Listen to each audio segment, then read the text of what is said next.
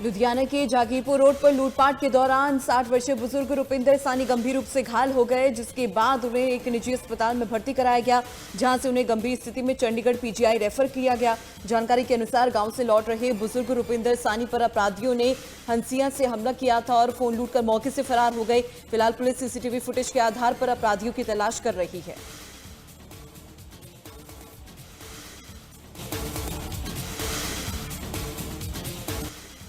कोलकाता के एक युवक ने पिछले 19 सालों में साइकिल से 191 देशों की यात्रा की है। युवक अपनी साइकिल से अब तक 2 लाख किलोमीटर की दूरी तय की है।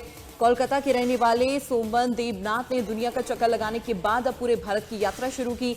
इसी कड़ी में ये साइकिल यात्रा अब बठिंडा पहुंच चुकी है। इस यात्रा का मकसद लोगों को नशे की लत से बाहर निकलने में मदद करना, HIV और पर्यावरण से जुड़े मुद्दों के बारे में जागरूकता फैलाना है।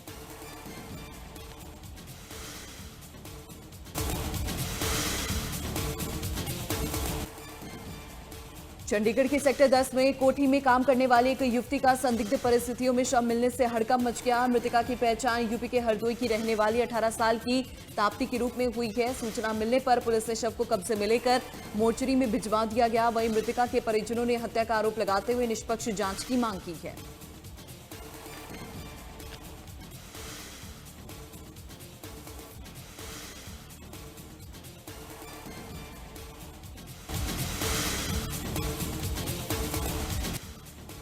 पंचकुला के सेक्टर 17 और 18 के बीच स्थित बरसाती नाले में एक अज्ञात व्यक्ति का शव मिलने से हड़कंप मच गया। शव मिलने के बाद स्थानीय लोगों ने पुलिस को सूचना दी। सूचना मिलते ही सेक्टर 16 पुलिस चौकी से जांच अधिकारी पहुंचे और शव को कब्जे में लिया गया। शुरुआती जांच में शव करीब 2 से 3 दिन पुराना होने की आशंका जताई जा रही है।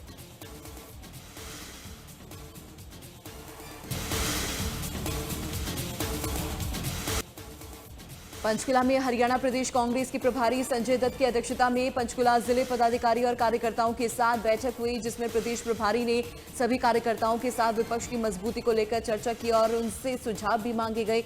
बैठक में हरियाणा कांग्रेस प्रदेश अध्यक्ष राव नरेंद्र, पंचकुला कांग्रेस विधायक चंद्रमोहन बिश्नोई और जिला अध्यक्ष और अन्य पदाधिकारी मौके पर मौजूद रहे। बैठक के बाद प्रदेश अध्यक्ष राव नरेंद्र ने कहा कि आगामी मानसून सत्र के दौरान जनता के मुद्दों को लेकर आवाज उठाई जाएगी।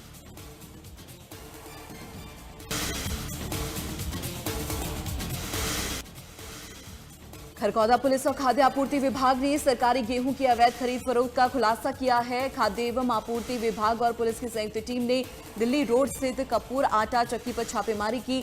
छापेमारी के दौरान 50 किलो के 186 कट्टे बरामद किए गए। कट्टों की अनुमानित कीमत 2 लाख रुपए बताई जा रही है। फिलहाल पुलिस ने आरोपी राजेश और संदीप के खिलाफ मामला दर्ज किया है।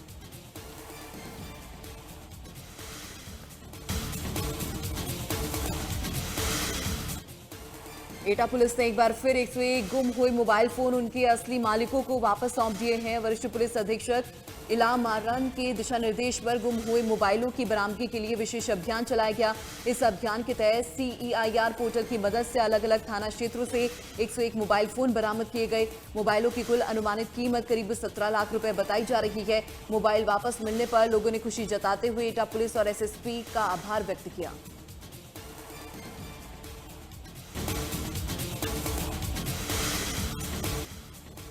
राजधानी देहरादून में नई शिक्षा नीति को लेकर एक कार्यक्रम का आयोजन किया गया, जिसमें मुख्यमंत्री पुष्कर सिंह धामी शामिल हुए।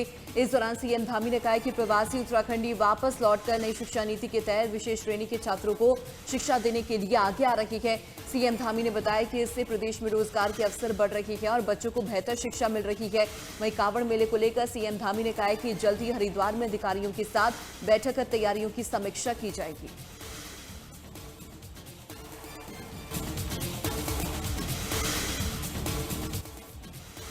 उत्तराखंड की बढ़ती बिजली जरूरतों को लेकर मुख्यमंत्री धामी ने नई दिल्ली में केंद्रीय ऊर्जा एवं आवासन शहरी कार्य मंत्री मनोहर लाल से मुलाकात की। इस दौरान 4 धाम यात्रा और आगामी कांवड़ यात्रा को देखते हुए जुलाई के लिए 150 मेगावाट और अगस्त के लिए 200 मेगावाट अतिरिक्त बिजली केंद्रीय पूल से उपलब्ध कराने का अनुरोध किया गया। बैठक में राज्य की जल विद्युत परियोजनाओं के लिए केंद्रीय वित्तीय सहायता, बैटरी एनर्जी स्टोरेज सिस्टम की क्षमता बढ़ाने और ऊर्जा क्षेत्र को मजबूत बनाने से जुड़ी कई अहम मुद्दों पर भी चर्चा की गई। मुख्यमंत्री ने बताया कि इन सभी प्रस्तावों पर केंद्रीय मंत्री की ओर से सकारात्मक आश्वासन मिला।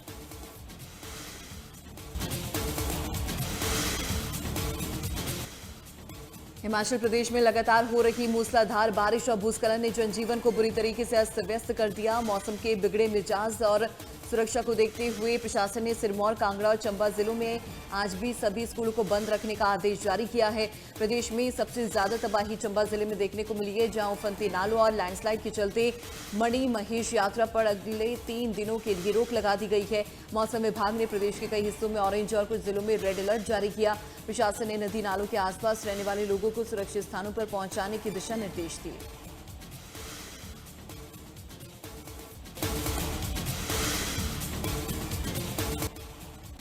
स्पेन एक बार फिर से फुटबॉल की दुनिया का बादशाह बन गया है। फीफा वर्ल्ड कप 2026 के फाइनल में स्पेन ने डिफेंडिंग चैंपियन अर्जेंटीना को हराते हुए दूसरी बार खिताब अपने नाम कर लिया। पूरे 120 मिनट तक चले इस फाइनल में स्पेन ने सब्स्टिट्यूट के रूप में आए फेरान टोरेस के इकलौते गोल के दम पर अर्जेंटीना को 1-0 से हरा दिया। टोरेस ने मैच के 106वें मिनट में ये गोल किया है, जिसका कोई जवाब अर्जेंटीना के पास नहीं था। इसी के साथ स्पेन ने 2010 के बाद दूसरी बार ट्रॉफी अपने नाम की है। तब टीम ने नीदरलैंड को 1-0 से हराया था।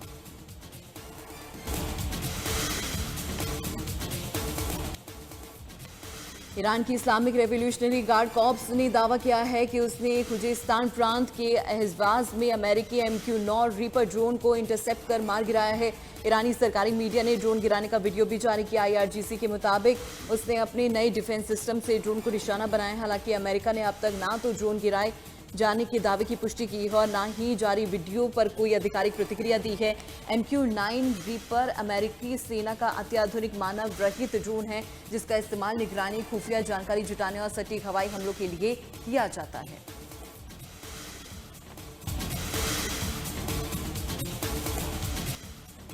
जॉर्डन में 2 अमेरिकी सैनिकों की मौत और एक के लापता होने के बाद अमेरिका भड़क गया है, जिसके बाद अमेरिका ने ईरान पर नए हवाई हमले तेज कर दिए हैं।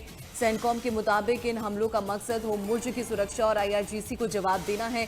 वहीं ईरान ने भी अमेरिका को 2 टूक जवाब दिया है और वो हमले और तेज करेगा।